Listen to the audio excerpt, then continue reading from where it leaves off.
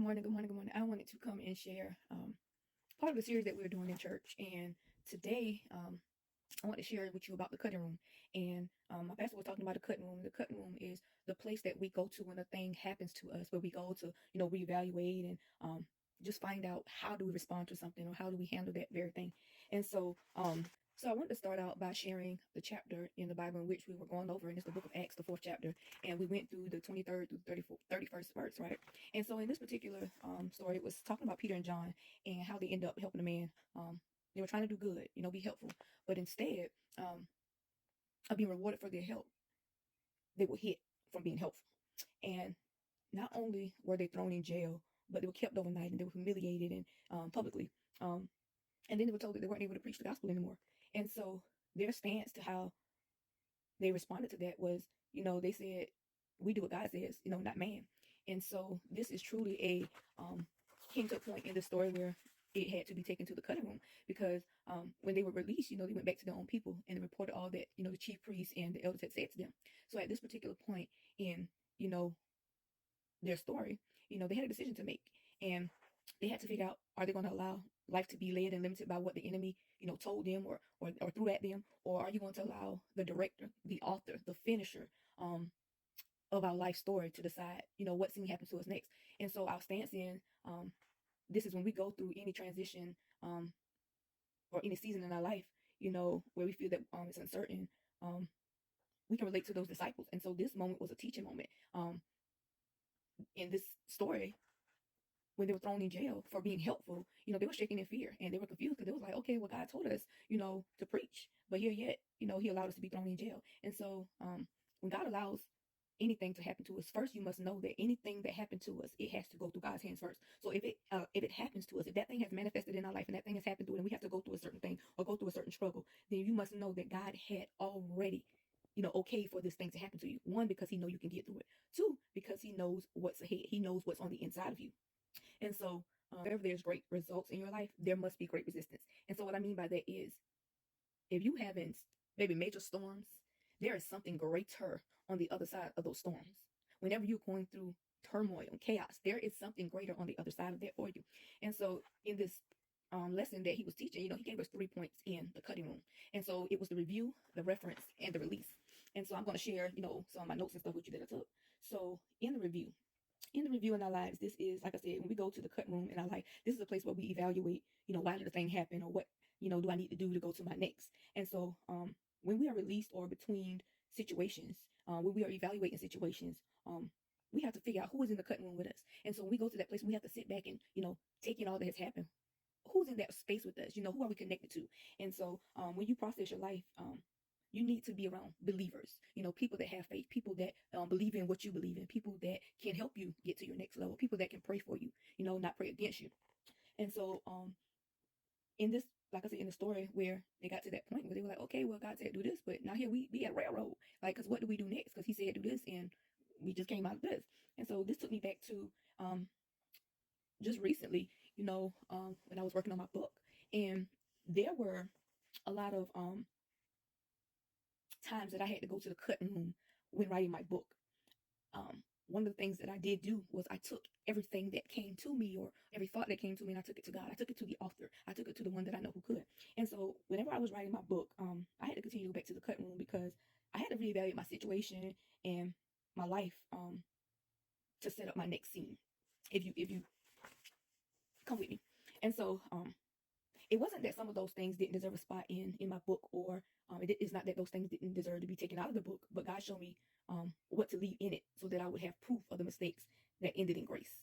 And so a lot of the things that I was uncomfortable with putting in my book, parts of my life that I shared in my book, there were those things that I want to leave out, but God says, no, put that in. This is what you need in it to prepare for your next. So every chapter, it came off of something that happened that was very pertinent to go into that next. It had to happen. So those things that were allowed to happen to me, it was to prepare me for my next. It was to bring me into another situation where I had a lesson, where I had something to go back on, where I had something to go back and reevaluate, where I had something to go back and look at to take into my next.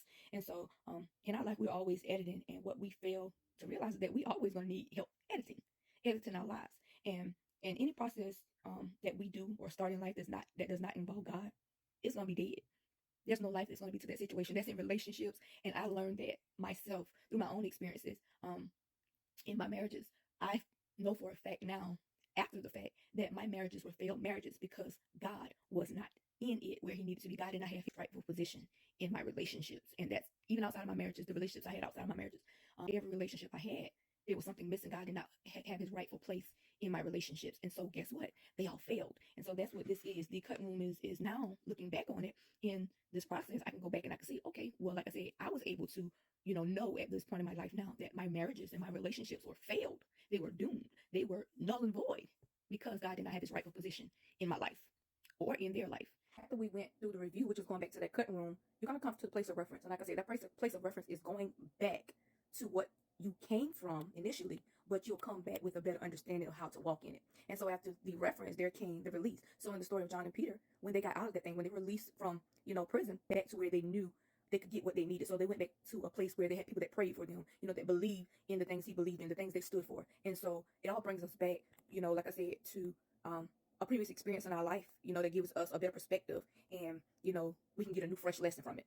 And so we grow through what we go through with God.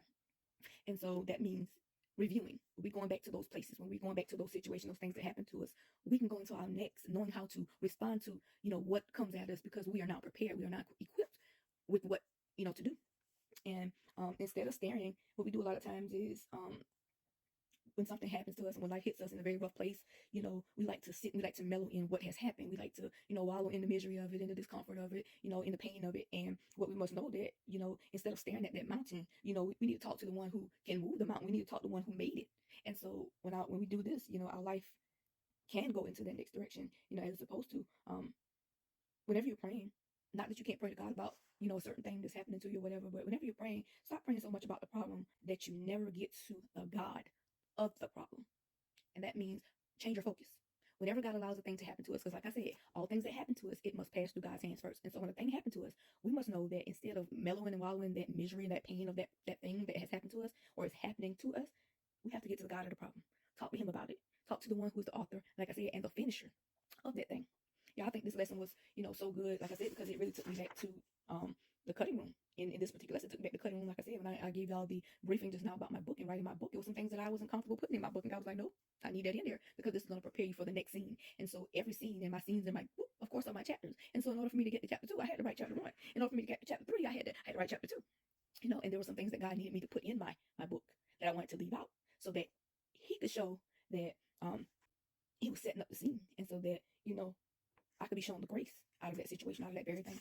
And so, like I said, I just wanted to share that. And whenever you're going through things, the miracles, that happens in our life, the miracles that God, allows in our life, the miracles give us faith, but the mistakes help us to understand the grace.